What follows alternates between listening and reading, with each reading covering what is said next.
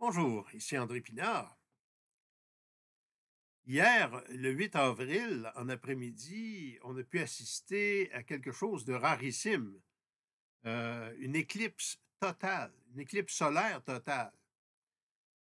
Ça nous amène à réfléchir à quelques faits intéressants ce matin. Le Soleil est situé à une distance de la Terre 400 fois supérieure à celle de la Lune. Mais son diamètre est 400 fois supérieur à celui de la Lune.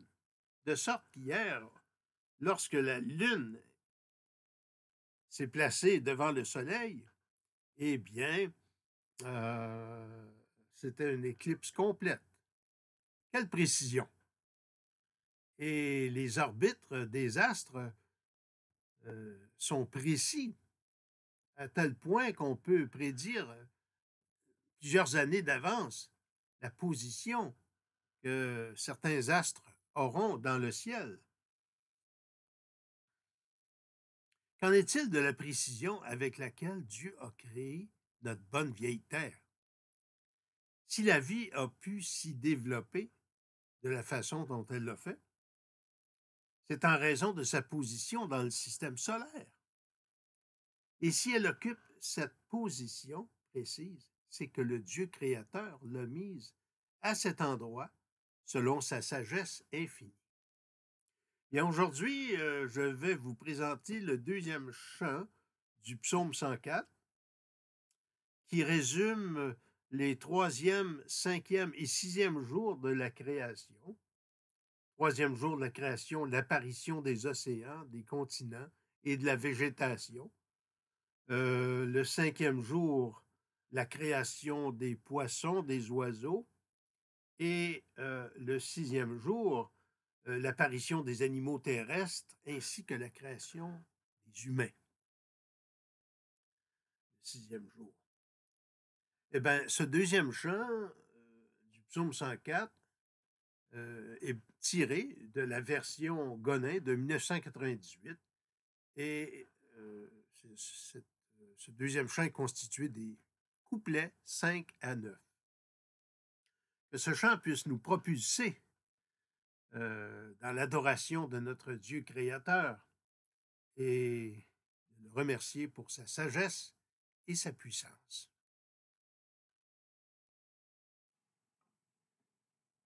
Psaume 104, version Gonin, 1998, le chant 2, couplets 5 à 9.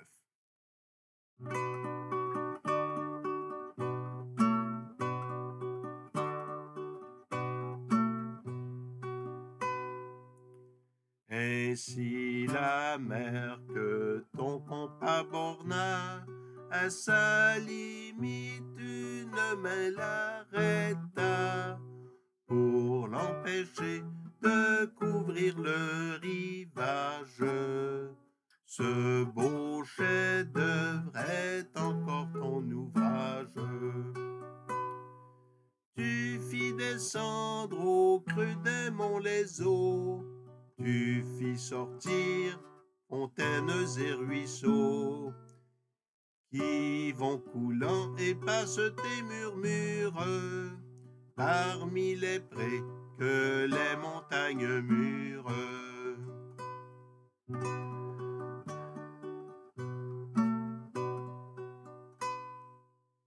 Et c'est afin que les bêtes des champs viennent au frais et leur soif étanchant, puissent trouver chacune leur breuvage, toute jeudi jusqu'aux ânes sauvages. Plus loin le long de ces ruisseaux courants, les oiselets du ciel sont demeurants, qui du milieu des feuilles et des branches font résonner leurs voix nettes et franches.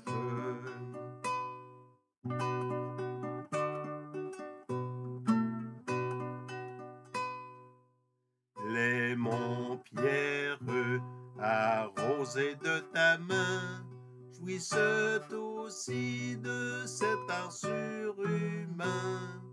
La terre alors toute comblée est pleine du fruit venant de ton labeur sans peine.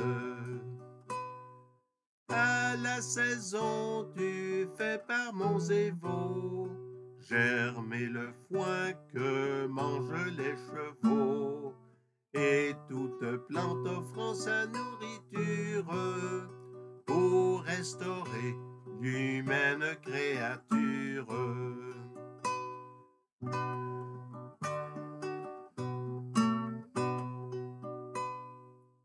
Le vin qui sert à réjouir le cœur, le pain qui donne à l'homme sa vigueur, semblablement lui la faim qu'il en fasse plus reluisante et joyeuse sa face.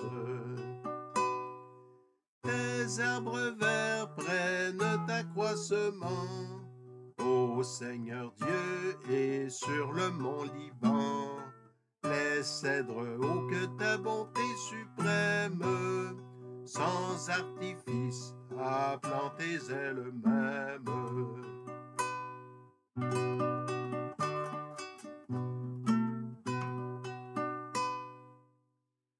Les passereaux et l'hirondelle aussi y font leur nid car il te plaît ainsi. Sur les sapins se fixe la cigogne qui pour bâtir sa maison y besogne.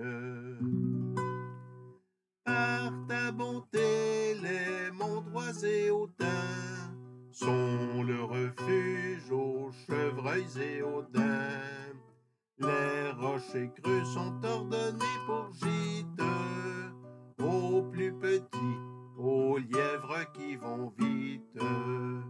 Aux plus petits, aux lièvres qui vont vite.